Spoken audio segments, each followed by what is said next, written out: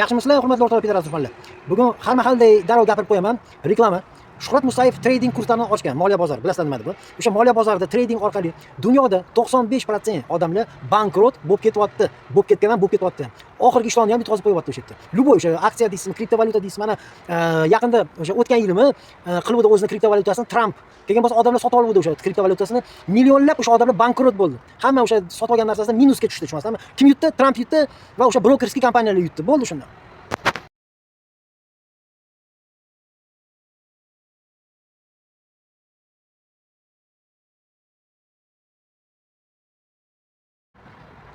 Shunisi qiziqki, mana bizani o'zbek shariatchilar bitta tasodif voqealarga euforiya bo'lib 15-oyga uchib ketadi. Mana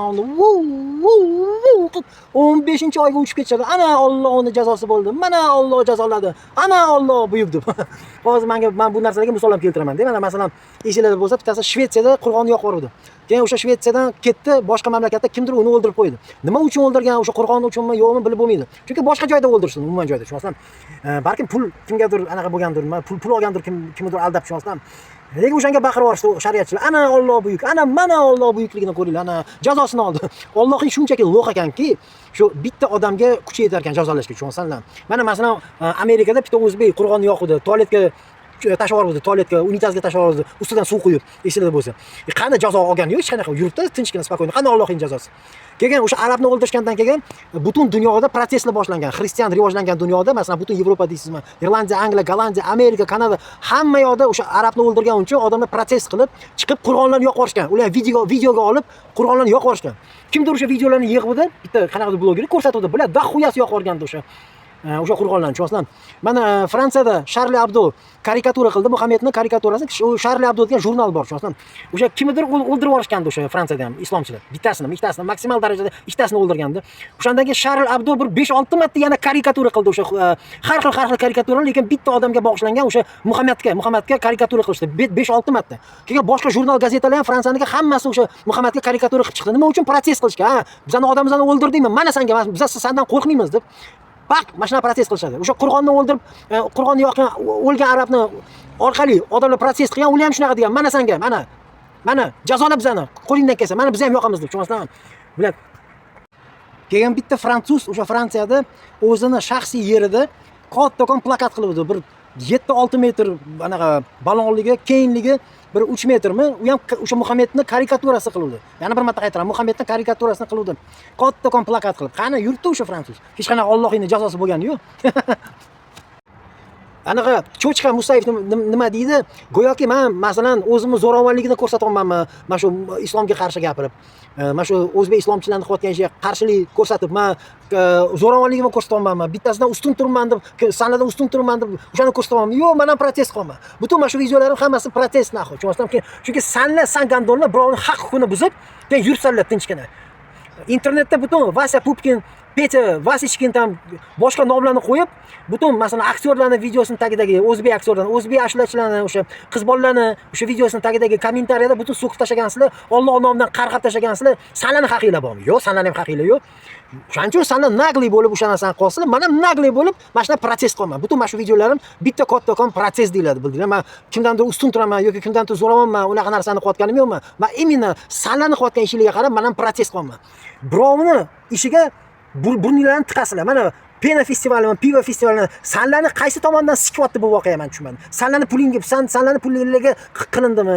Yoki sanlarni o'ylarda qilindimi? Yoki sanlarni sotib olgan yerlarning ustida qilindimi? O'zi umuman O'zbekiston yer sotilmaydi-ku, lekin mayli sotib olgan bo'lsanglar ham, o'sha sanlarni sotib olgan yerlarda qilindimi o'sha pivo festival yoki anaqa Pena festival? Yo'q, davlatning ko'chalarida qilindi bu. Qaqova xuyasanlar bunga chinqirib olyapsizlar. Haqinglar bormi chinqirishga? Yo'q, haqinglar yo'q. Lekin chinqiryapsizlar. Mana men o'shaning uchun protest qilaman. Nimaga tiqilasizlar? Men Allohni sanni mana oldinglarga qo'yib tarran qilgan sanlarda, tarran devorni sindiradigan asob bo'ladi askarlarda. Askarlar urushda ataka qilayotganda mana shu devorni tarran qilib sindirish, tarran bilan sindirishadi. Tushunasizlarmi? O'shaning uchun men aytaman, Allohni sanlar tarran qilgan sanlar, hammasini haq huquqini buzib yotibsizlar. Men ham sanlarning haq huquqini buzyapman o'shaning uchun, tushunasizmi? Bunga kim aybdor? Bunga domlalar aybdor. eng boshidan mana shu diniy erkinliklar berilganda anaqa o'sha domlalar ovjiga chiqib ketib hammasini o'rgatgandi. Mana shunaqa bularni shunaqa qilish kerak, bularni bunaqa qilish kerak. O'sha domlalarning videosi ko'payib ketgan edi. Keyin davlat ham sezdi. Davlat jinni emas. O'sha narsani sezib taqiqlab qo'ydi. Butun o'sha zapret qo'ydi o'sha domlalarga internetdan chiqib mana shu narsalarni gapirishga. O'shaning uchun domlalar ko'rinmayapti ham hozir. Mana ko'rinsa bitta Abror Muxtor ko'rinib qoladi. U ham unchalik katta ketayotgani yo'q. Hozir islom din orqali undan nima desam, shunchalik katta ketayotgani yo'q. Tushunasizmi? Men kimni xohlasam, qancha xohlasam, xohlagan joyimda so'raman. Hech kimni meni to'xtatishga haqqi yo'q. Ushbu qizni qilayotgan ishi ham, bu ham feminizatsiya deyiladi, bu ham protest. Bunaqa videolar hozir internetda, Instagramda, Facebookda to'lib ketgan, bunaqa videolar to'lib ketgan. Qizlar bitta trusikda chiqib, imенно o'zbek qizlar bitta trusikda chiqishyapti, shortik mini yubkalarni kiyib chiqishyapti. Nima uchun? Mana Nilufar Hamidova ham shunaqa yarim yalang'och bo'lib chiqadi. Nima uchun? Jalab bo'lyaptim yo'q, gap jalabda emas. Gap bu protest, feminizatsiya deyiladi. Bu feminizatsiya degan narsa Yevropada, Yujniy Koreya, Yaponiya, Kanada, Avstraliya, Amerikada, Yevropada allaqachon boshlanib o'tib chiqqan narsa bo'ladi o'sha. Tushunasizmi? Bu yerda allaqachon bo'lgan narsa bu narsalar. Bizda endi kelyapti. Nima uchun bu feminizatsiya bo'ladi? Chunki islom din birinchi bo'lib qizlarni haq-huquqiga uradi. Birinchi bo'lib qizlarni qul qo'radi. Birinchi bo'lib qizlarni butun nima deydi, hurmati yo'q bo'lib ketadi shunda. Nol bo'lib ketadi hurmati, tushunasizmi? Nima ular jim turish kerakmi? Sanlarga qarab jim turish kerak ekan-da bular. Qo'toni yebsanlar islomchilar. Qizlar qiladi feminizatsiyani va men ularni qo'llab-quvvatlayman, tushundinglarmi?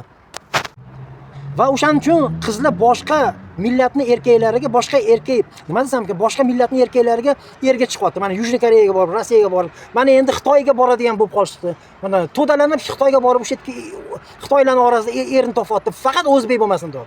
Faqat o'zbekdan to'ygan bular. Haqqi bor bu narsaga. Kim bunga aybdor? Sanlar aybdorsanlar. Mana endi sanlar o'zinglarni bolalaringlarni ishshaylarga o'ylantirasizlar. Vaqtida olib qolinglar ishshayni. Qanaqa yetmay qoladi ishshaylar O'zbekistonda yaqinda.